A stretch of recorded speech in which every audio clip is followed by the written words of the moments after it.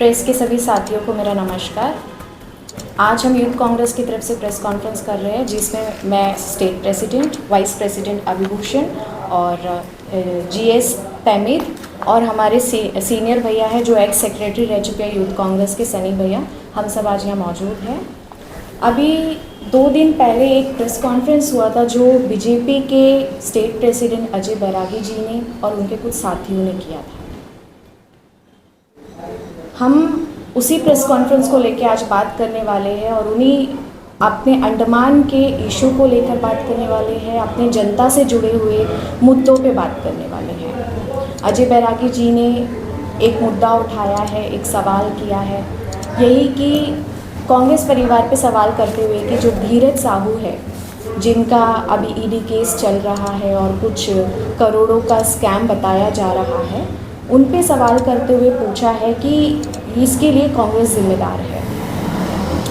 बहुत अच्छा चीज़ है, सवाल कर रहे हैं, जागरूक है, जनता के बारे में सोच रहे हैं, लेकिन मेरा ये सवाल है कि बल्कि मेरा ये कहना है कि बहुत सही चीज़ है, अगर धीरज साहू जी ने क्राइम किया है, अगर उन्होंने पैसा का झोल मोल इस पे ये काम किया है, पैसा हड़पने का, जनता के पैसा को, तो उन पे बिल्कुल कार्रवाई होगी और उनको सज़ा भी होगी। हम भी यही चाहते हैं, यूथ कांग्रेस की तरफ से हमारा पूरा टीम, पूरा कांग्रेस परिवार यही चाहता है, कार्रवाई होगा, अगर वो गलत है तो उन्हें सज़ा होगा।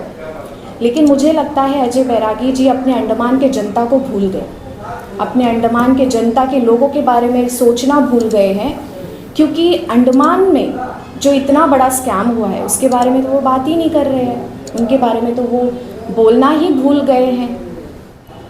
अपने NH रोड का जो स्कैम हुआ है अपने अंडमान में, इतना बड़ा स्कैम है, मुझे लगता है कि किसी और स्टेट में ये नहीं हुआ होगा, कहीं पे लोग इतना परेशान नहीं हुए होंगे एक रास्ता के वजह से, जो कि हमारा संविधान से मिला हुआ अधिकार है। और इसी चीज़ को हम आज यहाँ बात करेंगे और मैं सवाल करती हूँ अजय जी से कि जो बोल रहे हैं कि 70 साल में कांग्रेस ने कुछ नहीं किया है, मैं कहना चाहती हूँ अगर आप आज कांग्रेस परिवार के बारे में इतना खुले से, इतना आसानी से आप उनको कुछ कह रहे हैं, गलत बात कह रहे हैं, तो ये संविधान का अधिकार देने वाला आपको कांग्रेस परिवार है। अगर कांग्रेस परिवार नहीं होता तो आपको ये हक नहीं मिला होता कि आप इतना फ्रीडम के साथ आज यहाँ बात कर रहे होते। दिल्ली से इतने सीनियर लीडर बीजेपी के यहाँ आते रहते हैं, कभी कोई मंत्री, कभी कोई और, उन्हें क्यों नॉर्थन मिडिल का सर्वे नहीं करवाया जाता है? उन्हें क्यों कभी नॉर्थन मिडिल का दौरा नहीं करवाया जाता है? क्यों नहीं लेके जाते? आपका रोड इतना अच्छा है, रोड बन चुका है आपके हिसाब से, जो एडमिनिस्ट्रेशन के हिसाब से ऑन पेपर रोड बन चुका है, 3500 करोड़ का घपला है, ये हो चुका है यहाँ पे। तो यहाँ के जो सीनियर लीडर आप लोगों के हैं उनको क्यों नहीं लेकर जाते हैं, क्यों नहीं दिखाते हैं? आम जनता वहाँ पे जो सफ़र कर रहा है, जो परेशानी में है, ये क्यों नहीं दिखाया जाता है? अपने LG साहब अपने ऑफिस में आराम से बैठते हैं, उन्हें वो कभी क्यों नॉर्थन मिडिल का दौरा नहीं करते हैं? अपने CS साहब वो क्यों कभी जाकर नहीं देखते कि नॉर्थन मिडिल की जनता, वहाँ की आम जनता किस हालात में है, किस परेशानी में है? पुतला जलाना है तो अजय जी जलाइए ना, LG साहब का, क्यों नहीं जलाते हैं? जलाइए, जो कंपनी इसका जिम्मेदार है उनका पुतला जलाइए, जो एडमिनिस्ट्रेशन के जो लोग इसमें इन्वॉल्व है उनका पुतला जलाइए, मिनिस्ट्री से जो लोग इन्वॉल्व है उनका पुतला जलाइए। आप लोग क्यों चुप है? क्यों आम जनता के लिए बात नहीं हो रहा है, उनके बारे में कोई क्यों नहीं पूछ रहा है? वहाँ से आने वाले लोग जो नॉर्थ एंड मिडिल में यहाँ आते हैं पोर्ट ब्लेयर में, कोई भी अपना डेली काम के लिए, अपना राशन के लिए या किसी भी तरह का सुविधा के लिए कैसे आएंगे? रास्ता तो नहीं है उधर पे। रास्ता के नाम पे गड्ढा, मिट्टी, कीचड़ ये मिला है। जो महिला, प्रेग्नेंट महिला जो उनको वहाँ से अगर यहाँ रेफर किया जाता है, वो कैसे पहुँचेंगी? क्या इसके लिए जिम्मेदार नहीं है सरकार? इनका सरकार है बीजेपी का ना। क्यों चुप क्यों है? महिला जो सफ़र कर रही है वहाँ पे, ये नहीं पता होता है कि हाँ वो जब नॉर्थ एंड मिडिल से निकलती है पोर्ट ब्लेयर सही सलामत पहुँच पाएगी। जो सीरियस पेशेंट होते हैं वो यहाँ सही सलामत पहुँच पाएंगे कि नहीं, इसका कोई गारंटी नहीं होता है। जो बुज़ुर्ग यहाँ आते हैं वो कैसे यहाँ आएंगे बिना रास्ता का? ऐसे हालात में कैसे पहुँचेंगे यहाँ पर? क्या कनेक्टिविटी है नॉर्थन मिडिल का? यहाँ से कोई भी जॉब वहाँ जाकर करना नहीं चाहता है। वहाँ पे स्टाफ नहीं होता है, हॉस्पिटल में, स्कूल में टीचर्स नहीं है। वहाँ के बच्चों का जीवन के अंधकार में है ना। इसका जिम्मेदार कौन है? इस पे बात कीजिए अजय जी, आप इस पे बात कीजिए। जलाना है पुतला तो इन लोगों का चलाइए जो इसके पीछे जिम्मेदार है, जो अपने अंडमान की जनता जो सफ़र कर रही है उसका जिम्मेदार जो है उनका पुतला जलाइए आप लोग।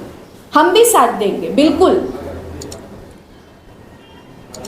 आज इन अनएम्प्लॉयमेंट की बात करें तो कहाँ है जॉब? 2 करोड़ जॉब मिलने वाला था, मोदी जी देने वाले थे, कहाँ है? अंडमान में इतने जगह पे वैकेंसी है, 8-8, 10-10 हज़ार होता है, लेकिन कुछ नहीं किया जाता है, जॉब नहीं निकाला जाता है। जब हम कुछ प्रोटेस्ट करते हैं तो उसके बाद 1000-2000 पोस्ट निकाला जाता है और उसके बाद वापस बंद कर देते हैं। क्यों? यहाँ के युवा कहाँ जाएंगे? कहाँ जाएंगे जॉब करने के लिए? हमारे यहाँ के युवाओं के पास इतना सुविधा नहीं होता है कि वो बाहर में जाके काम कर सके या अपना जीवन सरवाइव कर सके। जो गरीब परिवार से है वो लोग क्या करेंगे? किसके पास में जाएंगे? हर चीज़ को प्राइवेटाइज कर दिया जा रहा है। पहले मेरिन में अपने इतने हज़ारों बच्चे काम करते थे, आज वहाँ पे जॉब नहीं है। इलेक्ट्रिसिटी को प्राइवेटाइज कर दिया है, लोगों के पास में सुविधा नहीं है। इस सब का जिम्मेदार कौन है? चलो हमने तो 70 साल में कुछ नहीं किया कह रहे हैं, आप लोगों ने पिछले 10 साल में क्या किया है? लोगों को मारने का काम किया है, लोगों को परेशान करने का काम किया है, युवाओं को तंग करने का काम किया है। आज अंडमान में आना है तो 2 ही रास्ता है, या तो फ्लाइट या तो शिप। ड्रग्स कैसे पहुंच रहा है इधर पे? आज युवाओं का हालात आप देखिए क्या हो रहा है। छोटे छोटे बच्चे ड्रग्स करके घूम रहे हैं, नशा में अपना जीवन अंधकार में लेके जा रहे हैं। इसका जिम्मेदार कौन है? इसके लिए किसका पुतला जलाना चाहिए हमें? ड्रग्स कैसे आ रहा है यहाँ पे? जो गुजरात का जो पोर्ट है वहां से जो करोड़ों करोड़ों का ड्रग्स जो सप्लाई हो रहा है वही सब यहाँ पहुंच रहा है ना, बाकी स्टेट में पहुंच रहा है। कौन है इसका जिम्मेदार? हमारे पास एजुकेशन का सही सिस्टम नहीं होता है। हमारे पास हॉस्पिटल का अगर हम बात करें, क्या सुविधा है? बाहर का आप कंपेयर करेंगे, कहने को तो जीबी पंत हमारे लिए गवर्नमेंट हॉस्पिटल है, लेकिन आप लोग जाइए पता कीजिए उधर पे ऐसा एक पेशेंट आप लोग निकाल के दिखाइए जो बिना पैसा का वहां पे अपना ट्रीटमेंट करवा के आ रहा हो। औरतों में जाइए, हर एक सर्जरी के लिए, हर एक चीज के लिए आपको पैसा पे करना पड़ता है। ये सब सवाल कौन करेगा? कौन है इसका जिम्मेदार? क्या आम जनता को भूल गए हैं? हम कहने के लिए कहते हैं कि हमारे यहाँ पे बहुत अच्छा काम चल रहा है और लोग अपना सरकार का तारीफ कर रहे हैं कि पिछला 10 साल में बहुत कुछ किया है। अभी आयुष्मान का एक इतना बड़ा स्कैम हुआ है यहाँ पे, उसका जिम्मेदार कौन है? आयुष्मान के नाम पे यहाँ से ट्रीटमेंट के लिए ये पेशेंट को भेजा जाता था।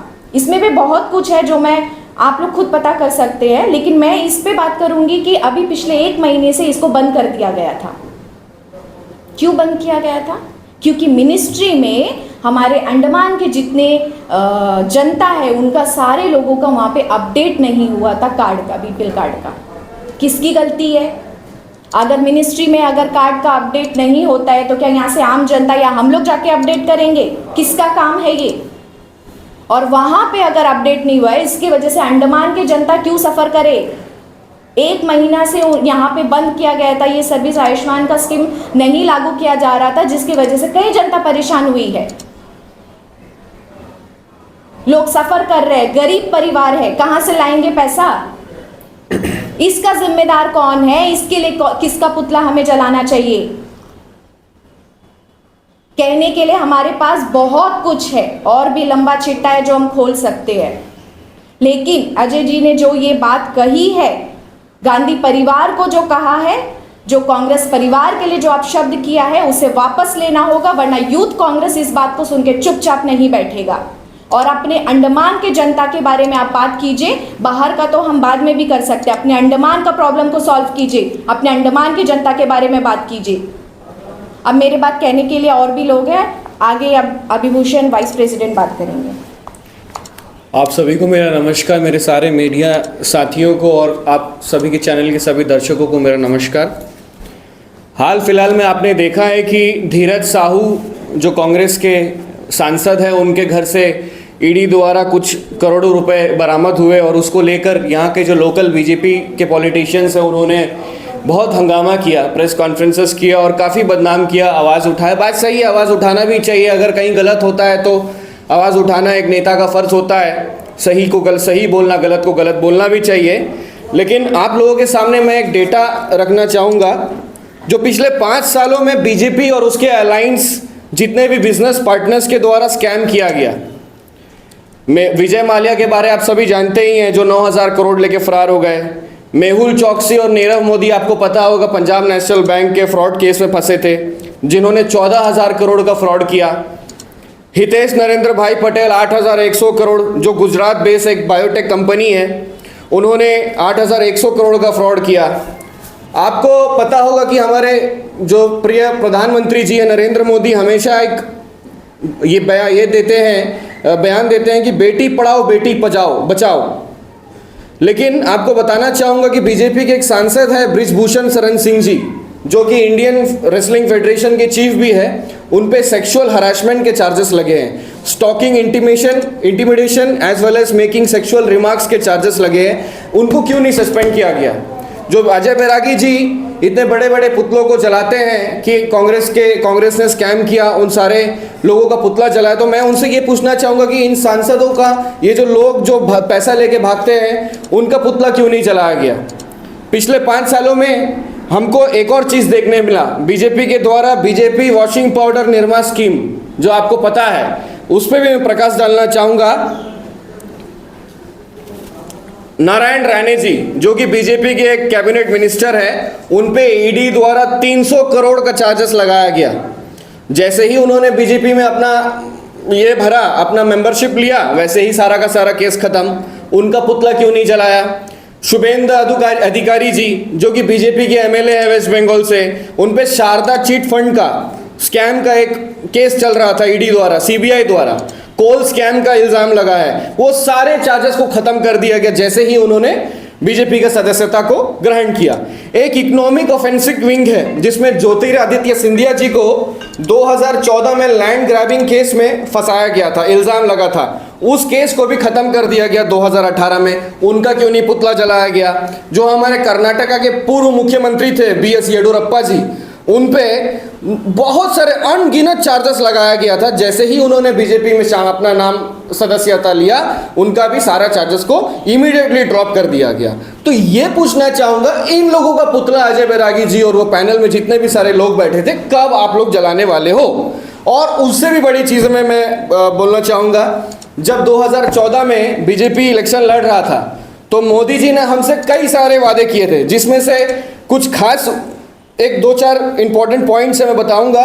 Make in India failure, smart cities project failure, bullet train आएगा इंडिया में फेलियर, कोऑपरेटिव फेडरलिज्म पे काम करेंगे, फेलियर। महिलाओं को सुरक्षा दिया जाएगा, फेलियर। Skill India, failure. काला धन विदेश से वापस लेके आएंगे, फेलियर। इंडिया को एक 5 ट्रिलियन इकोनॉमी बनाया जाएगा, फेलियर। तो ये सारा जो वादा हमसे किया गया था बीजेपी के द्वारा, जो आज पूरा नहीं, वो तो बस एक जुमला ही था, वो एक सपना ही रह गया। इसके लिए कब आप लोग बोलने वाले हो और इसके लिए आप खुद का पुतला कब जलाने वाले हो, ये आप बताइए मुझे।